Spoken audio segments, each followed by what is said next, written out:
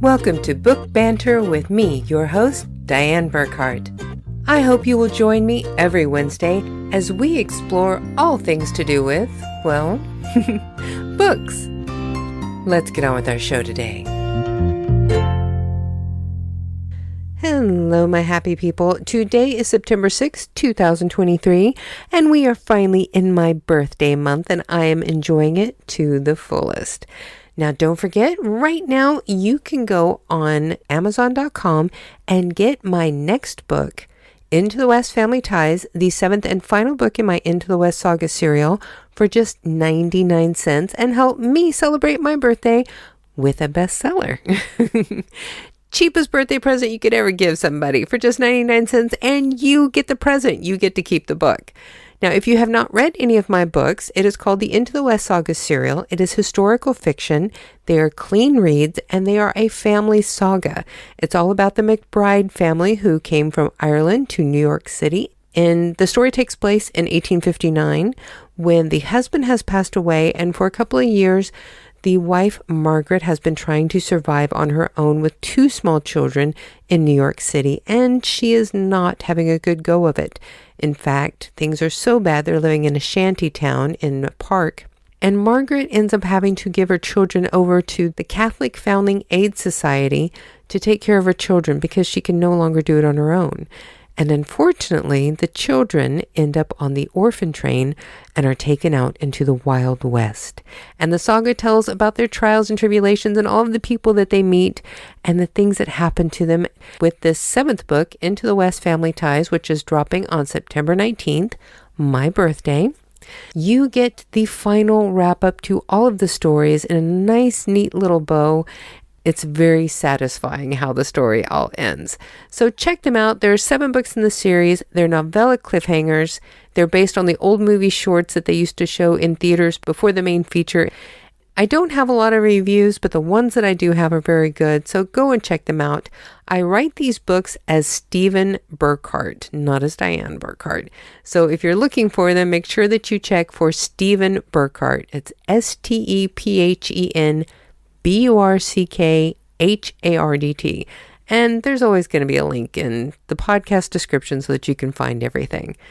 But enough about me. We have got so many great things going on at Burkhart Books, and one of the fantastic things is our guest on the podcast today. You are going to love her.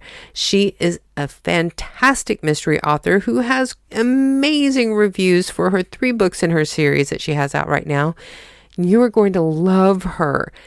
I found her on TikTok. She has got an amazing channel over there, and if you haven't checked her out, please go do so because her videos are hilarious. Treat yourself and check them out. Trust me on this. But for right now, no more blather from me. Let's bring out our guest. Please welcome to Book Banter with Dianne Burkhart, the incredible mystery author, J.C. Fuller.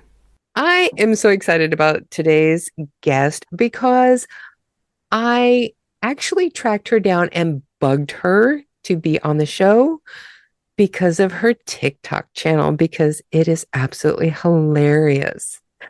I am so glad to have you here. Thank you for joining me today. Would you like to tell our listeners who you are and what you do? Absolutely. I am J.C. Fuller, mystery author of the Rockfish Island Mystery Series. How long have you been working on this series? I published the first book, which is Black Bear Alibi, in 2019. Did it as a vanity, cross it off my bucket list of life, and published it. Then people wanted more, so then I wrote more. I was looking at your Amazon page earlier today. You have got quite a few reviews, and fabulous reviews at that. Yes, I have been very blessed that people are kind enough to leave reviews for me and that they enjoy my little cast of characters that I've created. They're very gracious, and it is so greatly appreciated. So Black Bear Alibi was the first book. Mm-hmm. How many are in your series? Currently, there are 3 published. So there's Black Bear Alibi, then The Push, and then False Findings, which is book 3. And the fourth book, which is titled Within the Pines, I am hoping to have published by October of this year. Oh, perfect timing. Have a new mystery to read for Halloween. Yeah. Are you traditionally published or did you do this as a self-publishing project? I am independent published. I don't do good with rejection. I'll be honest with you. So I gave it the good old, as they would say, college try. And after a few unfortunate letters, I just decided I started research how to do it on my own. And like I said, I always enjoyed writing and I wanted to publish a book. And so it was my own vanity. Like I wrote this book and I want to publish it. And I'm not getting any younger because I did start writing at the age of 46 is when Black Bear Alibi was published. And so, not that that's ancient, but there's only years. And so like I said, I just decided to do it independently and thought that would be the end of it. And it was not, thankfully. What have you found to be the most challenging part of this, since it was something that you weren't really planning to get so involved in? How has it been going for you? You know what? I have loved this journey. So when I first published, every family member, every friend that I've had on this planet were kind enough to buy my books and encouraged me to keep writing. And I wrote the second book, The Push, and I just fell in love with the process, just writing the twists and the turns. And then I discovered Book Talk. And Book Talk was a huge game changer for me because it opened me up to a whole new level of readers, other authors, other independent authors. I learned so much through that app, through meeting other members of the Book Talk community. And that's when my books kind of took off from there. And it's just continuing to build that readership. And I would say, as far as difficulties, it is getting to have people know about your book, getting the word out. And Book Talk has just been such a boom to solving that issue. Well, you have quite a few followers too. You have almost 5,000 followers on TikTok. Yay! That's pretty impressive. How long have you had this account? It was a year in January that I was on Book Talk. So about a year and a half. Wow. And I noticed you do a lot of duets with some other indie authors as well. Well, when I started on Book Talk, I could not find any mystery authors. And I was kind of like, well, I don't know where that I have found them since. But when I first got on there, I could not for the life of me find anyone that wrote mystery. And I met a couple of ladies that write romance and they adopted this mystery writer.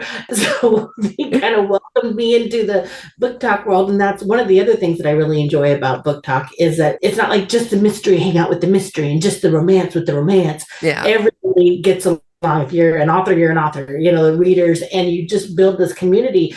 And so they're just a fun group of authors, and we just help encourage each other and boost each other up. And it's fun to be silly on Book Talk. It has one side of it that's very serious and very like do's and don'ts, but there's the other fun part of Book Talk, which is the side I prefer to stay on. So anything I can do to make it fun. Yeah, and I think you're doing amazing at that part of it.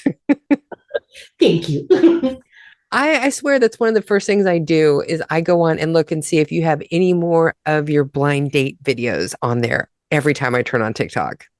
Oh, I tell you, when I'm writing, this stuff comes to me when I get real creative, and then you'll notice that I will repost a lot of old videos because my well is running dry with creativity. But luckily, every time you get in a whole another group of followers, it's all new to them. Yeah. And luckily, the people that have seen it before still find it funny the second time around. So. What gave you the idea to do this series that you have with talking to somebody about your blind date? Well, I have a couple of them. I have the blind date, and then I have where I'm arguing with Grammarly, as if Grammarly and I are in a relationship. And then I also have a fictional characters RS 1-800 line that I call because I've ordered a fictional character and something has gone awry with their delivery or them living. And then I also have just my characters in general get themselves in trouble and I have to bail them out. I come up with these things literally while I'm shampooing my hair in the shower. And it's all off the cuff. I come up with the idea when I'm kind of just zoning out. And then right before I go to run out the door for work, I sit down, I record my TikTok, post it, and then I'm done for the day. I don't know what you do for your regular 9 to 5 kind of job, but you definitely have a great comedic talent. Thank you. Yeah, my real job, which I am grateful for, though the dream, of course, is to be a author full time, get fired in the meantime. So I love my job. It's a very serious, not cracking jokes 9 to 5. So my family, we all have a really good sense of humor. We love to laugh. My friends love to laugh. And life is just better when you're laughing. So Yeah. I can make somebody laugh, and that makes me happy. Well, you're definitely popular in our house. My husband and I like sharing your videos because they are just so funny. That's awesome. Yeah, I get a lot of comments of like, oh, you have really funny TikToks and you have a good sense of humor, but how do you write about, murder mysteries? And I'm like, I realize that that's kind of, not in the same frame. They're like, you should be writing like rom-coms or something. And I'm like, no, I kind of like the the scary, spooky aspect, but not horror. That's not that there's anything wrong with that. It's just mine tend to be, they're not cozy, but they're not over the top gruesome either. Mm-hmm. They're just kind of right in the middle. But yeah, they have a hard time trying to figure out from my bubbly personality to what I write, which is good. Keeps them guessing. That's always good. One of the things that I had noticed was that you do not have a website for you yet. Correct. That is something that's coming down the pike. One of the things about being an independent author is you pay for everything yourself. Yeah. And I put a lot of my money into audiobooks for book 1, book 2, and then book 3 will be released in February of 2024. So that's kind of where my money's gone right now. And audiobooks can be a lot of money. Yes. I was very blessed to, on TikTok, Book Talk, meet Nancy Peterson, who is my narrator and who does just a fabulous job. She's so talented, but she's not cheap. I tell her that all the time. So yeah, having a website is on my goal. However, I do have a newsletter, so you can find me that way. My newsletter is once a month, and it's on the 15th of each month. And I just kind of update my readers on what's coming down the pike or fun things that I've been involved with. And I try to put in a real quick, tiny, short, hilarious story in there too. So that's humorous as well. Yeah. Well, and all of your contact information that we have for you will be in the description of the podcast and on bookbanter.com. Nice. I mean, I always do this. I need to quit naming things with B's. On burkhartbooks.com. There you go. I'm always saying the wrong one because it's burkhartbooks.com is our website. Bookbanter.buzzsprout.com is our podcast. And then we're going to have Book Banter magazine. So I really need to quit with the alliteration. Let me try this again. All of your contact information will be on burkhartbooks.com and in the description of today's podcast so that anybody who hears this episode, no matter when it comes up on their feed, they'll be able to find all of your information. Okay. I usually have a ton more notes. I guess because one of the things that makes it easy for me whenever I'm doing this, I go onto somebody's social media and I get all of their information that they share publicly on their website. So I know where I can kind of go with that. Yeah. And with you, I'm not sure what you really want to share publicly. Well, one of the things that I like to share with people is they'll ask me if I'm a plotter or a pantser. And a cute story about my dad. And if it wasn't for him, Black Bear Alibi never would have ever happened. And so I think that's always kind of a fun story to share if you want to do that. Yeah. Okay, that'll work. So I started writing when I was a young teenager, and my English teachers loved me because they would say, like, write 500 words, and I would write 1,500. And bless their little hearts, they would give me A++s, and they never disciplined me for not following the rules. But I absolutely loved to write. And so through my teens and my early 20s, and then my 30s came, and life just got really busy. And so I had several stories that I had written, and I got about halfway through because I was what you call a pantser or discovery writer, where I'm just writing as the ideas are coming. But I'd get to about the middle of the book and I would lose my way or ideas would run dry and then I would lose interest and there it would die. So when I started writing Black Bear Alibi, my father, who's no longer with us, he was reading along as we were going and I was just pantsing my little heart out. And we sure enough got to about the middle of it and I didn't know where to go. I'd written myself into a corner and just kind of once again started to lose interest. And so my dad called me up and he's like, kiddo, like, where's the rest of the story? And I'm like, oh, Dad, I don't know. I'm kind of losing interest. I don't know what to do with it. And he said, your sheriff is standing in the rain in her yellow parka, tapping her foot, wondering what the rest of her story is. And I have to tell you, from my heart, I felt so guilty to my character because I could picture her. And I thought, oh my gosh. So I sat myself down and I plotted out the rest of the story. And that is the only reason why that story was completely finished was because of my father guilt tripping me into finishing the story. So now when I write the rest of the books, I plot the whole entire thing from beginning to end, which is a really good idea with a mystery because there's a lot of moving parts you have to figure out. Mm-hmm. Who did it, why they did it, who gets unalived, and then the kicker is what did the bad guy do that slipped them up so that the good guy catches it? It's a lot to keep track of. That's not to say that I don't have moments of discovery that I get like a better idea than what I originally came up with, but I definitely have to plot out my stories. It's been a lifesaver with writing the rest of the series. Do you use any kind of software whenever you're doing this? You know, I'm old school. I just use Word and a piece of paper. I know, it's great. I love when people like, I have Atticus, I have all this kind of stuff, which is awesome. And I'm just like, I look at it and I'm like, nah. It takes all my knowledge just to operate TikTok, let alone anything else. And so I luckily, my editor, bless her heart, is also my formatter. And she just takes care of that for me. Oh, nice. Yeah, I'm lucky. Well, see, and I've always been a pantser. In my book series that I wrote, it was just stream of consciousness, the whole thing. I had it in my head, I put it on paper. But now I'm starting to do different genre. I'm doing a autobiography and I'm doing an FBI mystery. Ooh. And I thought, okay, I need to plot these because the other one was just a historical Western kind of thing. It was very just like family saga. I didn't have to keep things perfectly straight because there wasn't like a mystery that was being solved. There wasn't clues that were being left, you know. And a friend of mine suggested Plotter. It's Plottr. Oh, okay. And I am absolutely loving this program. And this is the first time I've ever plot anything out, but I actually really enjoy this program. And I was just interviewing another author last week, and she was telling me that she started using the Chat GPT or something, the AI program. AI. Yeah. Not to write her book or anything, but to give her an outline for her book. She'll sit there, okay, I need an outline of so many pages, and the story is this.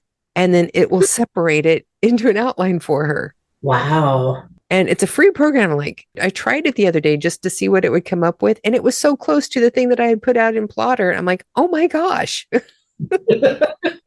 knew there were these things out there? Worked out really good. Yeah. I get paranoid about AI because they're going to steal it. Really good idea. They're going to take it. But I use Grammarly a lot, which is why I love and hate that program. Yeah. And this is why I made a book talk skit about Grammarly and I getting into arguments, because it really helps you out. But boy, there are some things that will make you pull your hair out at the same time and can be really discouraging. I'll bring up my document that says it's got like 1,000 errors that needs to be corrected. And you're like, no, you don't have it right, Grammarly. So love and hate technology. How many times do you go through your books before you send it off to your editor? Oh, so I am what you don't want to be. I am a writer that edits as I write, which I know they always say, do not do that. Just get the book out. I mean, if you can do that, do that. Kudos to you. I edit as I write. When my editor gets it, she really doesn't have to correct a lot. It's more like, this needs to be made clear. This is too unbelievable, or that type of thing. And then, of course, catches like the stuff that, the forest for the trees, the word that's, one off, or you've spelled shears with an E instead of A, and, that type of thing. I read out loud to myself a lot also. Yeah. So I will probably write about 2 chapters without editing. And then I have to go back and re-edit those chapters before I move on with the story. So by the time that I publish the book, I hate it so much. I just want to be done with it. And then it takes a good, 6 months or so before I'll pick it up again and be like, this isn't half bad. I actually like this. But boy, yeah, I read a lot. That's one of the things that I don't think that authors really talk about as much, but by the time you actually get your book ready to publish, you are so sick of that book because you have read it so many times and made so many corrections and revisions. And by the time you actually get it ready to go, you're ready to kick it out the door. It's like, bye. Absolutely. And, we really do pour our hearts and souls into these books. And, you start off so excited with this book idea, and you're like a child with a new toy, and you sit down and you just start on it. And by the end, you're just like, you got a tummy ache because you've had too many sour apples. You're just, so done with this, until you get your other new idea. And that's what I'm struggling with right now, because I promised myself that I would finish book 4, because I do want it to be at least a 6-book series. But I have an idea for a standalone thriller that I'm just biting at the bit. And there are some wonderfully talented authors that can work on 2 projects at one time. I just do not have that many gerbils in my head. I just don't. So I'm a one story at a time, but when this gets done, then I'm going to try something new outside of the series. I am just now starting to experiment with trying to write 2 books in tandem, but one is fiction and one is nonfiction. I don't think I could do 2 fiction books at the same time. Yeah. Especially for me, it's thrillers and trying to be deceiving, and there's so many things I have to really pay attention to, or I'm going to slip up. And timeline's super duper important. And I had a friend read partially what I'm working on right now, and I had written something that I put the wrong word in, and it read completely different. The wrong word, though, worked with the sentence, if that makes sense. Like, it worked with the story, but it's not what I meant at all. And it took a whole nother direction in her head. So I was like, man, I'm too busy doing this and this and that. And so like I said, I just don't do more than one. Okay, I totally just blanked there for a second. I am just so tired. I am so sorry. Of course, our listeners don't understand that we're recording this right now. It's about 3:00 in the morning, my time in Germany. Yeah. And I am so sleep deprived. Normally, I am much better prepared and more coherent than this. And I know you understand. Yeah. And I really appreciate your understanding. But I need to explain this just to the listening public. So if they're wondering why this is not my normal podcast, that's why. It's 3:00 in the morning and I'm really tired. And to show just how tired I am and how loopy I'm getting, I find it really funny that this episode is kind of a time warp. Because with me being here in Germany, it is September 1st here in Germany. Oh. You're still in August. So Yeah. I'm asking you questions in September and you're answering them in August. That's so cool. I actually have quite a few readers in Germany, and I always joke that I'm just on the verge of being the David Hasselhoff of Germany in writing. Just on the verge. There are several big groups here that get together for conventions. There's actually the largest book convention that's in Frankfurt, Germany. And it's like the largest in the world. It's the Frankfurt Book Mesa, and they do it every year in October. And people from all over the world come to Germany to talk about books. Sounds like heaven. It's really incredible the people that they get to come to this. I mean, all the big publishing houses, and there's all kinds of authors that come and do book signings and do talks and panels. It's incredible. Books are actually a very huge deal here.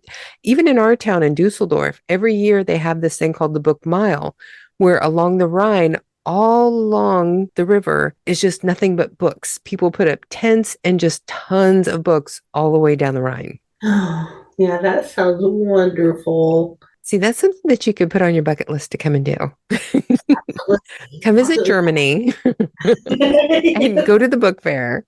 Yeah, I want to. I have not attended a convention yet in the States. So that's also on my bucket list. I think that would be fun to go do, at least just attend one. I think it's called ButcherCon. I don't know if I'm pronouncing that correctly, is happening right now. And that's a big mystery convention. And then there's going to be a crime mystery convention in Seattle, Washington in April of 2024 that I really would love to go to because that's close to where I live. But yeah, I think it'd be great to just go as a participant and then to go as a reader. Oh, yeah. Both would be great.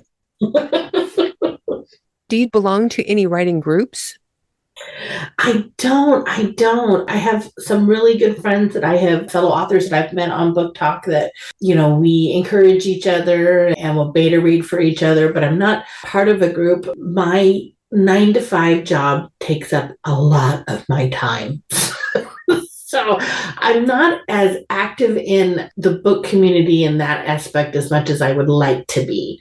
And that's why I want to become a full-time author so that I can do those things. Yeah. That's one of those things where once you actually get to make that crossover and spend all of your time working on your books, it's amazing how much more you can get done. Yeah, I loved, when we had COVID over here, I was able to work from home and I couldn't get over how much more time I had. Just simply driving to work, getting ready for work, all that kind of stuff takes up valuable hours in a day, coming back and forth from work and getting dressed. And I mean, when I can show up to work in my PJs, well, then life is all right by me. Yeah, that's nice, isn't it? This part of the show is where we like to do 5 quick questions that never turn out to be quick, but we're still doing the bit anyway because it's fun. Okay, sounds good. So question 1, what kind of dogs do you have? Ooh, I like this question. I have 2 dogs. One is Stewie. Stewie is half Jack Russell Terrier and half Chihuahua. And he Oh, has cutest little floppy ears. And I call him Old Man Stewie. I've had him for 13 years, and he's gotten to the age where he is very selective in his hearing unless there's a treat involved. And he will not move unless he just, where he's sitting is where he's sitting. He's just not going to budge. I have to be really careful because I've tripped over him a lot lately. But he likes to sit by my feet. And then my bull in a china shop is Ziggy. Ziggy is a full-blooded chocolate Labrador, and Aw. he's the biggest love bug on the planet. And he thinks he's a Jack Russell Terrier dog, and he is not. So I like to write little short stories for them. I call it the Ziggy and Stewie Show behind the scenes, where Oh, I create fictional little conversations between the two of them. And that's always fun to kind of just slip into what I think they're saying in their heads. But yeah, they keep my feet warm while I'm writing, and they keep me company. And they're fun. I love I my love dogs. that. Question 2, what is your favorite book from childhood? Oh, okay. That's a two. Okay. That's going to be a twofer for me because I love them both so equally and they both deserve their recognition. The first one is Sesame Street's Grover's There's a Monster at the end of this book. Yeah. The absolute joy of being invited to one of our local schools for Read Across America and speak to the elementary school about being an author. And then I got to read that exact book to them. And it was so fun. And I just love Grover. So there's that one. And then there's another one. And I apologize because I can't remember her name, but I think it's Leonora, but it's called The Aminal. And I don't believe it's in print anymore, which is such a shame, but it's about this little boy named Patrick that finds a aminal, not an animal, but Mhm. aminal, and he runs into his little friend and he describes how he has this aminal in his brown paper bag, and he tells her what it looks like. And then, of course, she envisions what she thinks he's saying. And then it's kind of a play on the telephone game where she tells a friend who tells a friend who tells a friend, Mhm. and each that gets this description. Of course, the description grows, and the aminal in their imagination grows up to be this humongous, scary monster, and it's just absolutely delightful. And I read that book a bazillion times, so that's just really dear to my heart. So it's the aminal, and I'm so sorry I don't remember her last name, but Leonora was the first name. I've never heard of that book. I have to look that one up. Yeah, in fact, Lorna Balin, Balian. So you still have a copy of it? I do. That's My cool. copy. It's a very well loved copy. And the illustrator just did a beautiful job as well. I tried to buy myself a newer copy because this has the edges and there's no spine to it. Maybe that'll come back around though, because there was a couple of books that I had that absolutely adored, ended up losing them. And when I went to go buy new copies, they were out of print. But then I kept checking, and eventually they came back around and were back in print again. So you never know. And that would be awesome. And actually, I have dabbled with a couple of children's books. None of them are published. They're still in the planning stages, but that one really inspired one where a little girl has an aunt that works for a zoo and she sends her a really big package for her birthday. And her friends are trying to guess exactly what's in this ginormous crate. And of course, they each will have a wild idea of what might be in there. And then, of course, the reveal will not be what any of them have guessed, but make perfect sense. So working on that too on the side. That's cool. What is it that's keeping you from finishing that? Are you looking for an illustrator? Yes and no. I have an illustrator that it really is just time. Ah, Um, because that's a problem with everything with being a writer. exactly. Time and money. Illustrators are once again not inexpensive, and it's just time. And then my family, Lord love them, I love them, they take up a really big part of my world too. So Mhm. I don't want my writing to be on the back seat, but family comes first. And then of course with the job you got to pay the bills. So Yeah. Question 3. What is the best part for you about being an author? the best part is this is gonna sound awful, fooling people. I absolutely love it when someone guesses wrong. I get the biggest kick out of it, and not in a mean way, because I have plotted and planned and written these red herrings that I have concocted in my head. And when I am successful in that, I just give myself a nice little big old pat on the back because it just makes me feel like I have not wasted my time. So I do. I absolutely love it when people come to me and say, "Oh, I could not. I thought it was this person for this reason," and I'm like, "That is exactly what I wanted you to think. So thank you, thank you for telling me that." See, and I love that answer. I think that's perfect. Yeah, I love fooling people. Question 4. What is the worst part for you about being an author? The worst part is when someone doesn't like your book. It just breaks my heart. I am wise enough to know that not everyone is going to like my book, and I'm very acceptant of that. It just still makes me sad. Yeah. Well, you're putting a piece Yeah. of yourself out there for people to judge. It's hard to take sometimes when they don't like it.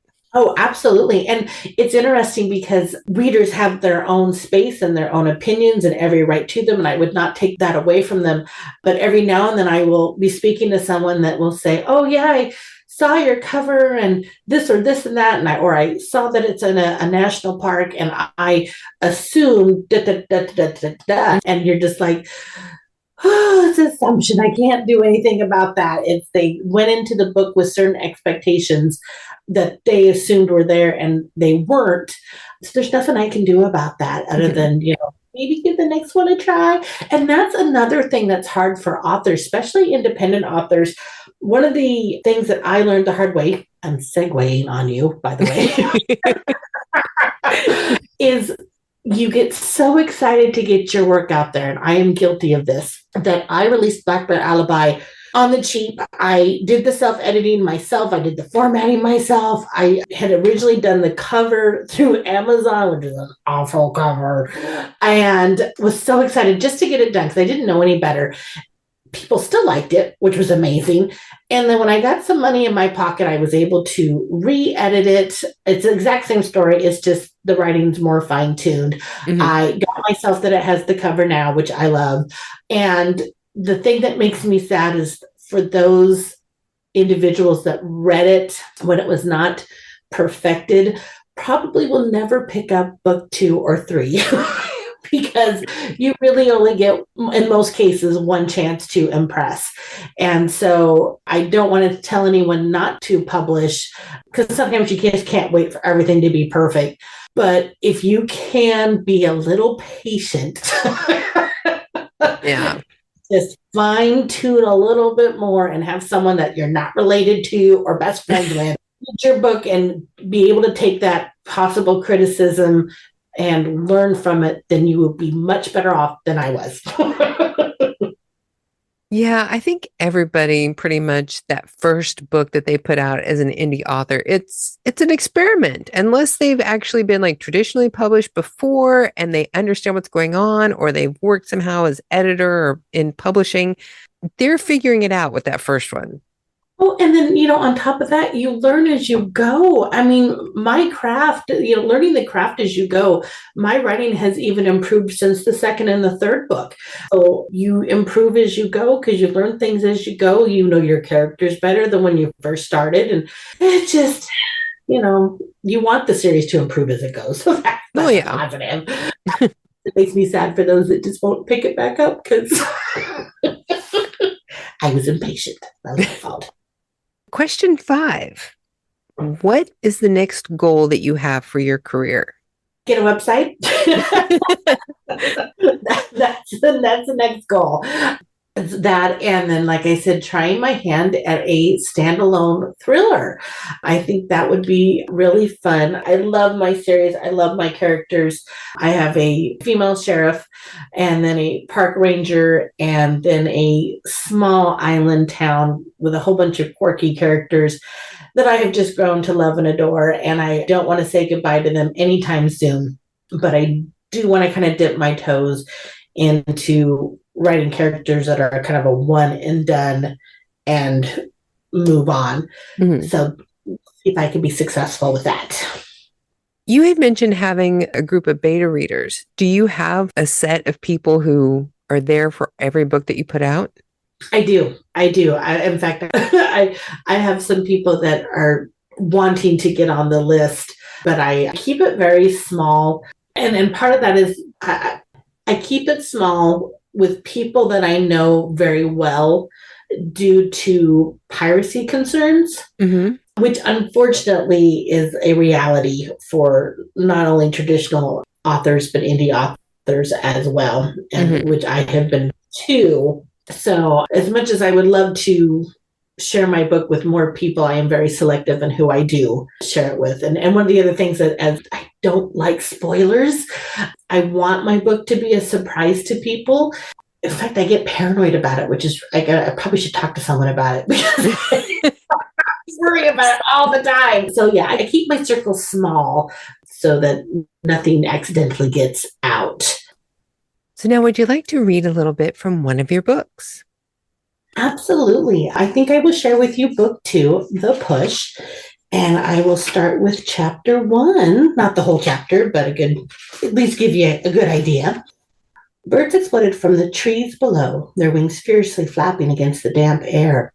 Her feet stuttered to a stop, and she watched as they scattered, startled by the loud noise as much as she. Was someone behind her? Another hiker, perhaps? She heard, more than saw, the swaying of motion further down trail, a heavy movement against the bushes. There again, closer. Another crack, a snapping of branches underfoot. She sharply turned her body towards the sound. "Hello?" she called out, a friendly lilt to her voice. Adjusting the strap around her neck, she waited for a reply. There was nothing, only the sound of pattering raindrops bouncing off the plastic protecting her camera. She adjusted the strap once again and took a halting step forward, straining to see through the shroud of morning mist. Was something there? It was hard to tell. Fidgeting with her ponytail, she unconsciously leaned forward, her eyes raking across the scenery below. The trees and bushes, as if sensing her full attention upon them, sat motionless in the settled silence. An eerie silence, she suddenly thought, and then scolded herself for feeling so dramatic. She was alone. Relaxing her stance, she took a deep breath, slowly exhaling. It must have been nothing. The wind tossing and creaking the branches of a tree, a chipmunk or squirrel jumping from one limb to another. Nature simply being nature. Even so, her sense of unease still lingered. Keeping her eyes down trail, she anxiously fumbled her cargo shorts. Feeling a familiar lump, she pulled a can of bear spray from her pocket and curled her thumb over the safety clip. Rumor was there had been a bear attack earlier in the year, around springtime. She hadn't seen any bear tracks in the mud. However, this didn't mean they weren't around. Not to mention, there were cougars to be concerned about as well. Yet here she was, up there all alone with just a can of bear spray. Or was she? Dun dun dun. That is great. And you do such a good job reading. Did you do any reading at your recent book signing? I did not, but I'm excited because they've invited me back on October 28th for a mystery author panel. Oh, nice. I'm assuming, I don't know for sure, but that there'll be two other mystery authors there that are also local authors. One that I've gotten to meet, which I'm really excited about, Audrey Cole. But I'm assuming there'll be a small reading of each, and then we'll have a book signing after that as well. Oh, very nice. And this was at Barnes& and Noble? Yes, in Kennewick, Washington. If I always like to plug Barnes& and Noble just because they gave me paychecks for 13 and a half years. The staff, they are just the sweetest and kindest and so helpful and so welcoming. I have nothing but absolute positive things to say about them. They're just wonderful and fun. I can tell you if it's anything like the one that I worked at, probably half of them there have more than one college degree and they work there because they just adore books. Because that's the way it was in our store. Yeah, when I was growing up, I worked in a music store. I was a manager for 3 years, and that was the funnest job ever. But I think the only thing that would ever top that job would be working in a bookstore or a bookstore with the music side. I could just flip flop between the two. That would be ideal. Like a full-time writer. What was your favorite part about your book signing? It was this sweet elderly man who found my books on the Barnes and Noble shelves, and then he found me on Facebook. And he's very respectful. He just comments on how much he enjoyed the book and that he's given the book to friends and this and this and that. He was first in line, and I've never laid eyes on him, but I just knew it was him. And he sat there and he asked me some great questions and bought a book. And I told him, you don't have to buy a book. You've already bought the others. He's like, yeah, but I gave them to a friend and I'm not going to get them back. So I might as well just buy them. And my friend that came with me to help me with the signing, she had went next door to Starbucks, and she came back over and she's like, he's sitting at Starbucks reading your book right now. And so just tickled me to pieces. So I think the best part of the book signing was getting to meet the readers. Like I said, there's a couple of people that came away from, 3 to 4 hour drive. The other highlight of the book signing was I had about 3 or 4 young people, and I say young because they were anywhere from 17 to 22, that came up to me and asked me, like, you're an author? I'm like, yeah. And they're like, how do you get started? I want to write, but I don't even know how to get started. I don't know what to do. And it was so neat to share with them my little pearls of wisdom and to encourage them just to start. That's just putting it down on paper, and doesn't mean you have to do anything with it, but get the words out. And that was really, really neat to hope that they left with a smile and hopefully encouraged. You never know. One of these days they might come to another book signing and share their book with you. Yeah, wouldn't that be something? That'd be cool. Yeah. Now, is there anything that we have not covered that you would like the listeners to know about you and your work? I would say if you enjoy found family, if you enjoy trying to figure out the mystery and problem solve along with the detectives, and you enjoy a little bit of humor, I think you would like my books. and I encourage you to pick them up and at least give them a try. Absolutely. And like I said before, all of your contact information will be in the description of the podcast and on our website so that people can find you and your work at any point. I cannot thank you enough for doing this. I'm so glad that I bugged you to come on the show. Me too. Thank you. So there you have it, my interview with the fantastic J.C. Fuller. Be sure to go check out her TikTok page and then go buy her books. You will not regret it. Now, don't forget, we are getting close to October 1st when we will be bringing to you Book Banter Magazine. We just bought the Flipbook program so that I can create the magazine online, and I have to tell you, I am getting so excited. This program is so cool. It's going to be amazing. We're going to have our first Halloween Spooktacular. Yes, I know it's tacky. I don't care. I happen to personally love Halloween, so we're going to go all out. And the main feature author for this first issue is Mercedes Lackey. She has been one of my favorite sci-fi fantasy authors since I can't even remember how long. I know it's been at least 40 years that I have been reading her books. She's fantastic, and this interview was so much fun. You're going to just be amazed at the things that she has to say and the things that she has done in her career. Absolutely fascinating. Now, I'm also going to be having some other guests who have been on our show, and we're going to cover some things in their articles that did not make it into their podcast. We're also going to have live links to their books, and if they happen to have like a little video trailer, we're going to drop those in the magazine too. Now, we're also looking to partner with a cookbook author to be able to bring you some recipes in these books from their cookbooks. There's going to be live buy links so that each author that you find fascinating, you want to check out their books, you can just click it in the magazine and go straight to their buy pages. There's so much more. I'm also creating puzzles. And in this first issue, I can guarantee you there will be books for young readers. There will be young adults. There will be adult books. There'll be nonfiction books. And they're all going to be nice and spooky and themed for Halloween. It's going to be so much fun. I cannot wait to bring this to you.